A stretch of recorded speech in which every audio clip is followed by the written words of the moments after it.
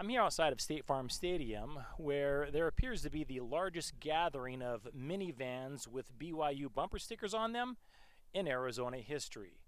Tonight, a historic meeting where Mormon prophet Russel M. and his henchman Dallin H. Oaks will be speaking to a capacity crowd of approximately 62,000 followers.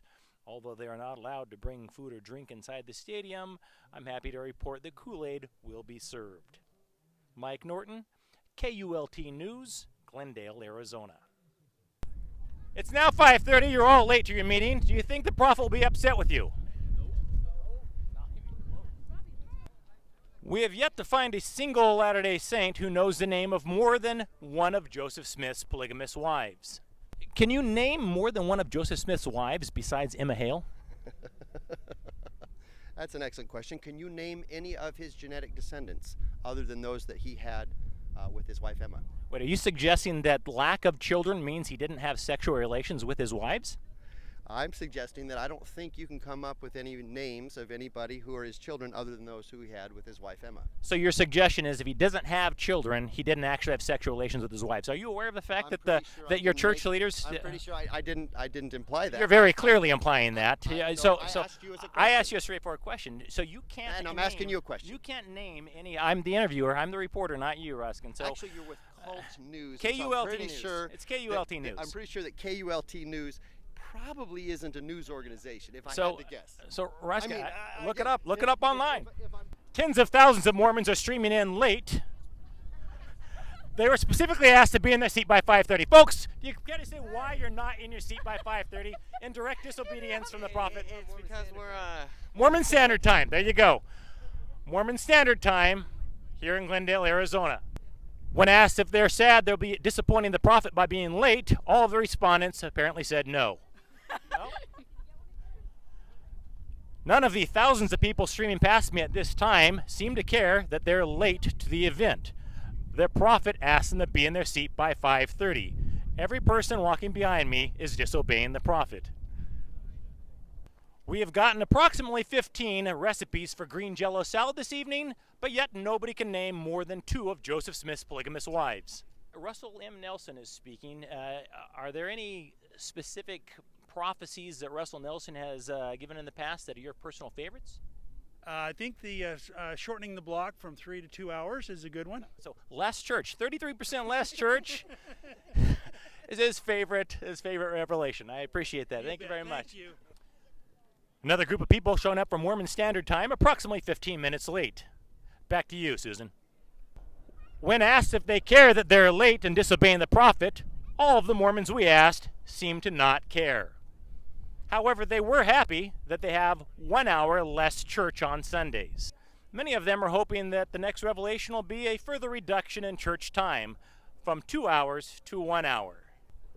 Mormon prophet Russel M. Nelson will be speaking to a capacity crowd of approximately 62,000 people.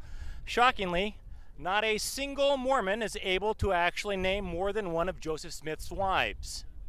He had 34. Dallin H. Oaks said that research is not the answer, so most Mormons refuse to research their religion. When asked how many wives Joseph Smith had, none of them were able to give the correct answer. None of the people interviewed today were aware that the changes to the temple endowment ceremony ever occurred in the first place. None of them knew that Joseph Smith's first wife was 14 years old. Dallin H. Oaks 8 days ago said that research is not the answer. We'll see if tonight he gives the same message. $10 to the first person who can name at least 3 of Joseph Smith's polygamous wives. No? So close, so close. Oaks, who identifies himself as a prophet, seer, and revelator, told a Chicago crowd 8 days ago that it's important to not take the sacrament with their left hand. That's the message of a living prophet of God. Of Joseph Smith's 34 wives, no Mormons yet have been able to identify more than one of them by name. Mike Norton, KULT News, Glendale, Arizona. That's some Christ-like Mormon behavior right there.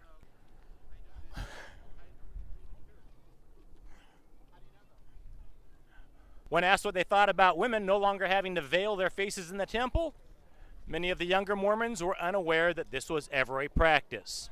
This is the largest gathering of cult members since Jonestown in 1979.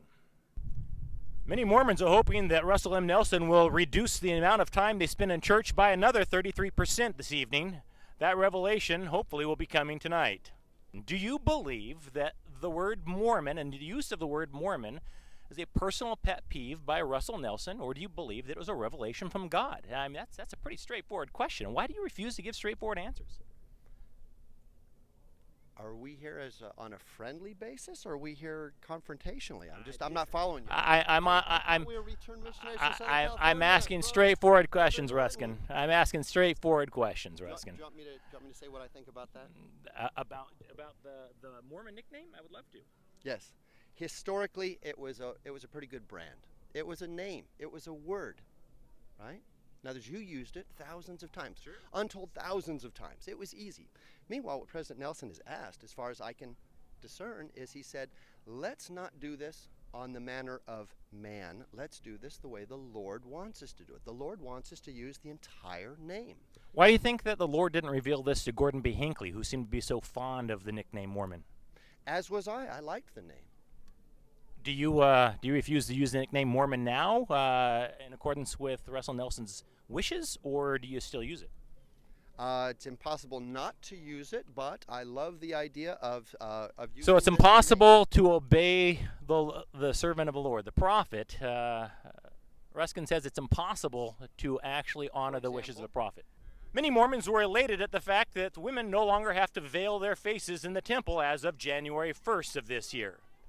Most Mormons cannot tell you what the name of their church was in 1832. Ruskin, how do you feel about bishops' interviews with children behind closed doors, one-on-one interviews? Excellent question. And I love the fact that the Lord has assigned an age of accountability at age 8 for children, and that at ages 11 and 12 that you have people able to be in the young men, young women programs of the church. And so they have a certain amount of... Once again, Ruskin avoids the question directly. We're looking for green Jello salad recipes. Do you folks, by chance, have any to spare? Oh, thanks, Ruskin. Great. Hey, Ruskin, come on over here for a second. I'm asking. I'm curious. This is my son, Forrest, and he's actually giving me a hard time because my wife and daughter are waiting. Forrest, for us I hate to at use the my pun, house. but when it comes to Mormonism, run, Forrest, run.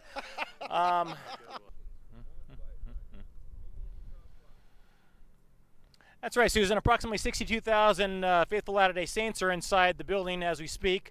There's a group of people that are showing up late in direct defiance of Mormon prophets' requests to be in your seat before 5:30.